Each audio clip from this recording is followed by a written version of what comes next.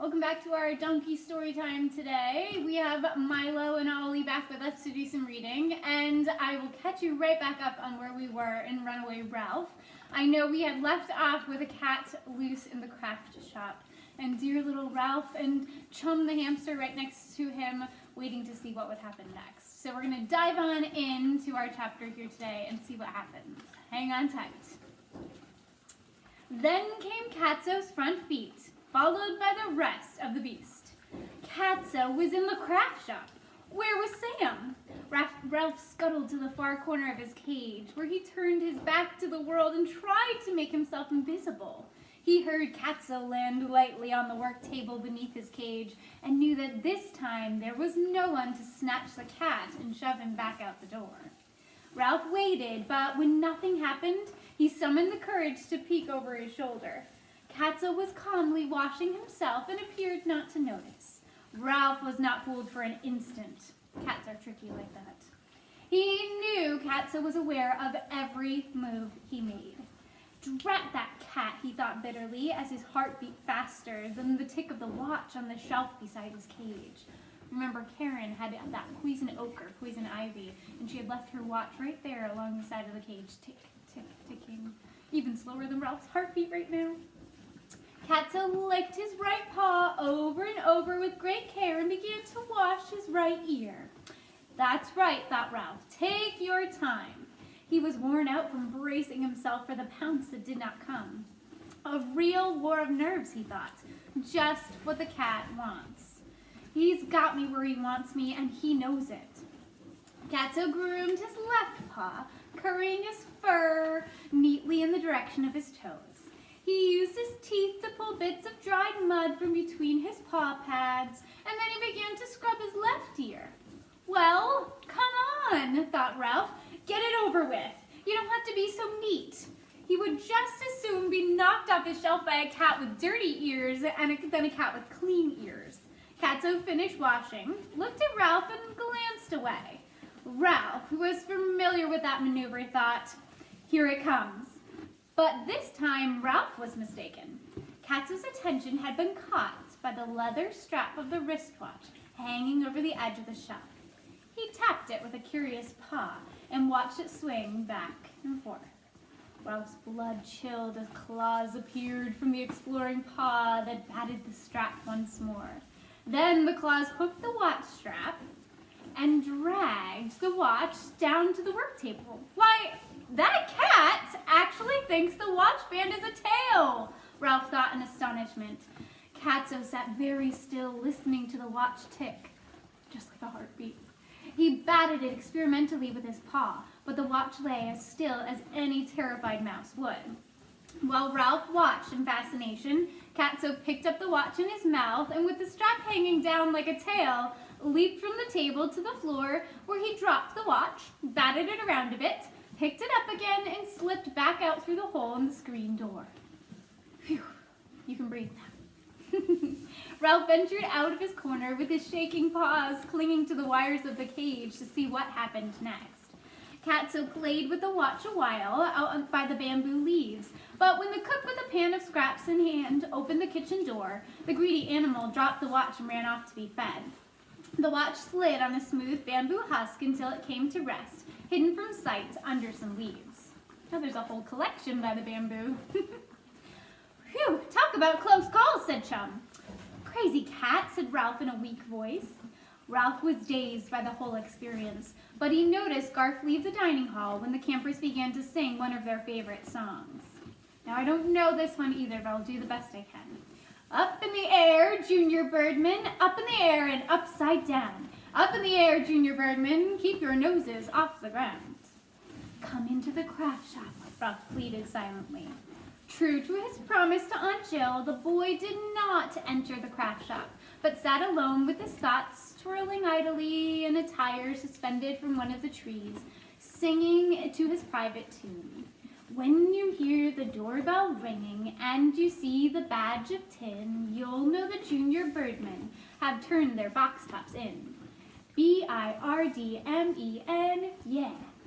Before long, Karen left her her left arm covered with white lotion, came running into the craft shop with her two friends. "My watch!" she cried, sending Ralph scuttling into the corner. "It's gone!" "Somebody must have taken it," said one of her friends, an older girl who was wearing polished English riding boots. "I'll bet it was that Garth Jernigan." "Ooh, that's not fair," said the second friend. "I'll bet it was too," said the girl in the English riding boots. "I saw him leave the dining hall early."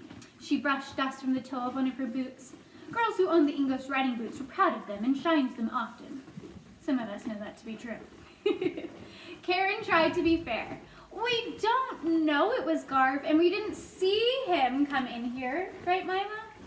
The girls crowded out through the screen door and met Aunt Jill, who had paused on her way to the shop to talk to someone. Aunt Jill, they cried. "Karen's watch is gone." "Aunt Jill, we have a mystery," cried Lana, who had tagged along with the older girls in her dirty cowboy boots. She liked the dirt on her boots, which showed she was not a newcomer to the camp. Everyone wanted to hear about the missing watch. Campers crowded around Aunt Jill and the three girls. Through the open window, Ralph could hear snatches of the conversation. "Aunt Jill, I'm sure that I left it on the shelf beside the mouse cage. I'm positive. Looked every place. And I saw Garth. And it was my birthday present. Searched the lodges." He sneaks out of the dining hall. "Hasn't even been excused from the table. Now, girls." This time it was Aunt Jill. "Well, I don't care. He just acts funny." That's not nice at all. That last part really was unkind. The cat really had fixed things now, thought Ralph, as the campers gathered on the benches and at the old school desk under the walnut trees. One of the counselors led the singing, and then Aunt Jill stepped up on the platform. "Campers, I have some very unhappy news today," she began. "Karen's watch is missing from the craft shop, where she is sure that she laid it down on the shelf. It was not an expensive watch, but it was a birthday present to Karen, and she would like very much to have it back." Here, Karen nodded her head vigorously, and Aunt Jill went on. "We are not going to search the lodges as someone suggested. We are going to let the person who took the watch return it, because that is the right thing to do." Right, Ollie? A lot Katso cares about doing the right thing, thought Ralph. He heard Garth, who was sitting on the last bench, say angrily to the boy in front of him, "What are you looking at me for?" Aunt Jill continued, "No one needs to know who took the watch. It can be returned to the shelf in the craft shop when no one is looking, or to my desk in the office. We are not interested in who took the watch. We want it to be returned to Karen because returning it is the right thing to do." After Aunt Jill's speech, the campers began to sing, "You Are My Sunshine." Oh, Mila would be proud. Garth slipped away from the rest of the campers, and, as Aunt Jill had suggested, he sat down by himself behind the clump of bamboo. This afternoon was the first time Ralph had seen him sit there. "You make me happy," sang the campers. "They haven't made Garth happy," thought Ralph, wishing that Garth were sitting on the other side of the bamboo near the craft shop door, where he might find the watch by accident. "That boy is really in trouble," remarked Chum. Ralph turned in surprise. "I thought you were asleep under your cedar shavings," he remarked. "That's what I make them think," said Chum. "I don't miss a thing." "What is your opinion on the case?" he said, who knew the right words to use in this situation from watching so many television programs in the lobby of the Mountain View Inn. "I think that boy is in a tight spot," said Chum. "Everybody knows he used to come into the craft shop when no one was here, and they know he is still the first person to leave the dining hall, so naturally everyone thinks he took the watch. He obviously can't return the watch because he doesn't know where it is, so of course everyone will keep on thinking that he's keeping it." "That's the way I had figured it," agreed Ralph. "And I can tell you one thing," continued Chum. "He's not going to come near the craft shop until that watch is found." "But what about me?" squeaked Ralph in dismay, thinking of the sign above his cage. "Nobody else can feed me. I'll starve." "I'll try to toss you an alfalfa pellet once in a while," said Chum generously. "My aim isn't too good, but I should be able to get one into your cage now and then, enough to keep you going." Going where? thought Ralph. No place. What was to become of him when the summer ended and all the campers went home? Would Garf take him away, or would Garf forget about him and leave him to starve? He did not want to spend the rest of his life in a cage, and he certainly did not want to be kept alive on a few cast-off alfalfa pellets, only to starve at the end of the summer. There was just one answer. Ralph had to escape. The campers finished a rousing chorus of "You Are My Sunshine" when Ralph's sharp ears caught a sound that had him on his feet in an instant. Motorcycle noise, please. It was the sound a boy uses to make a toy motorcycle go.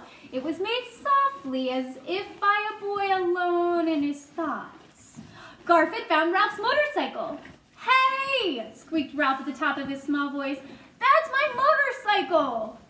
Garf stopped pushing the motorcycle across the bamboo leaves just long enough to make Ralph think that he might have heard him. Then, to Ralph's disappointment, he put the motorcycle into the pocket of his jeans and went off toward his lodge for the rest period required of all the campers. Ralph was so excited, he left the bars of his cage and went for a run on the wheel. Garf spoke his language. He knew how to make the motorcycle go. There was hope after all. All Ralph had to do was explain to Garf. As Ralph thought this matter over, his exercise wheel moved more and more slowly until it came to a stop, and Ralph sat back on his haunches. His plan would not work. Until Garf was cleared of the theft of the watch, he was not going to risk coming into the craft shop. Ralph had to agree that Chum was right. Now I'll leave you hanging there, and the next time we'll have to see if there's finally a way for Garf and Ralph to be able to get in the same place at the same time so that Ralph can tell him all about what's been happening. But we'll have to wait and find out more. Keep up the great work in our Google Classroom. I look forward to all of our meets today, and we have some more surprises coming up later on this week as well. Remember to be kind to others, look for moments where you can show your flexibility and be helpful for your family. We'll see you all soon. Bye, guys.